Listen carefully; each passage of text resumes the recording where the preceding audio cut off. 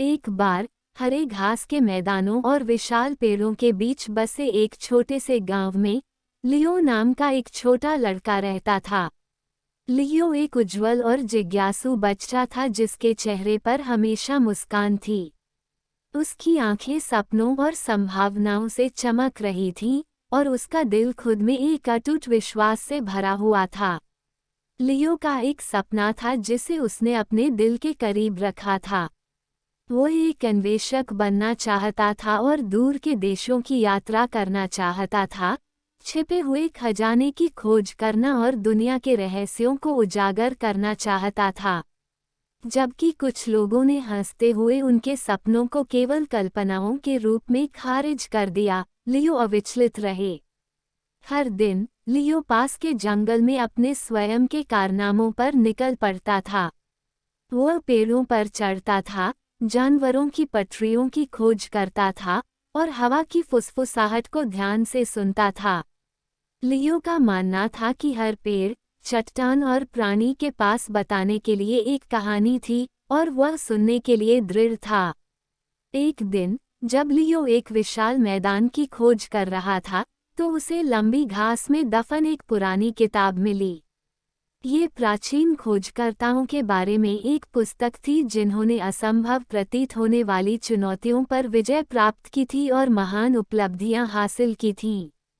लियो की आंखें उत्साह से चौड़ी हो गईं क्योंकि वह कहानियों को खा रहा था, अपनी नसों में प्रेरणा की लहर महसूस कर रहा था।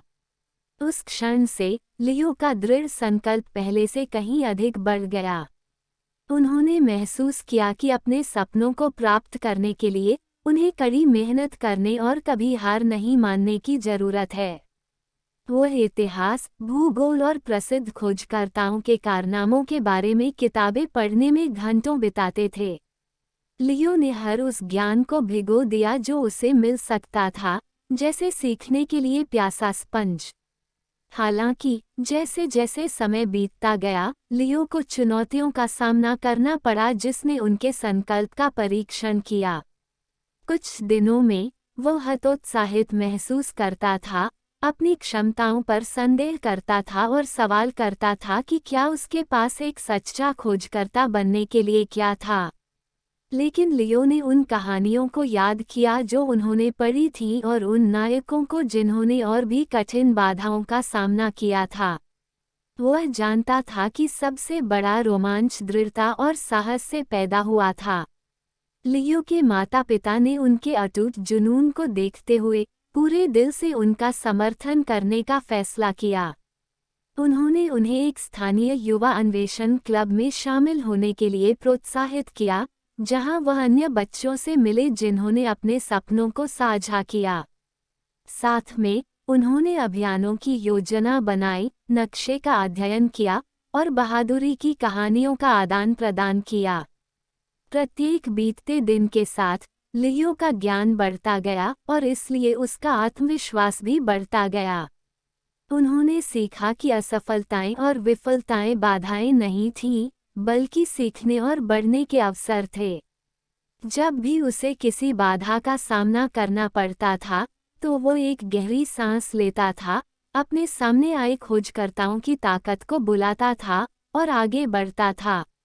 अंत में वह दिन आ गया जब लियो ने पास की पर्वत श्रृंखला के लिए अपना पहला अभियान शुरू किया।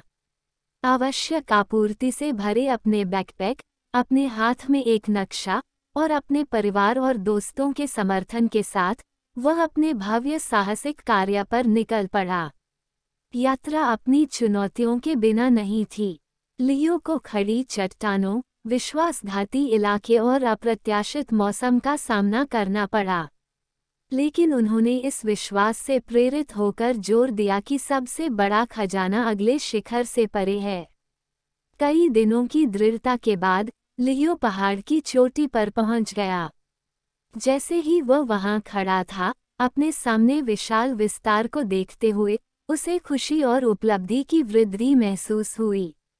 दुनिया उसे गले लगाती थी और वह जानता था कि वह खोजकर्ता बन गया था जिसे उसने हमेशा होने का सपना देखा था। लियो की कहानी पूरे गांव में फैल गई, जिसने अन्य बच्चों को निडर होकर अपने सपनों का पीछा करने के लिए प्रेरित किया। वे भी यह मानने लगे कि जुनून, दृढ़ता और खुद पर अटूट विश्वास के साथ कोई भी सपना पहुंच के भीतर था। और इसलिए लियो नाम का छोटा लड़का अपने गांव में एक किंवदंती बन गया, एक अनुस्मारक कि कोई सपना बहुत बड़ा नहीं है और कोई पहाड़ बहुत ऊंचा नहीं है। उनकी कहानी सपने देखने वालों की पीढ़ियों को प्रेरित करती है, उन्हें अपने स्वयं के कारनामों पर निकलने और उनके दिल के भीतर मौजूद खजाने की खोज करने का आग्रह करती है।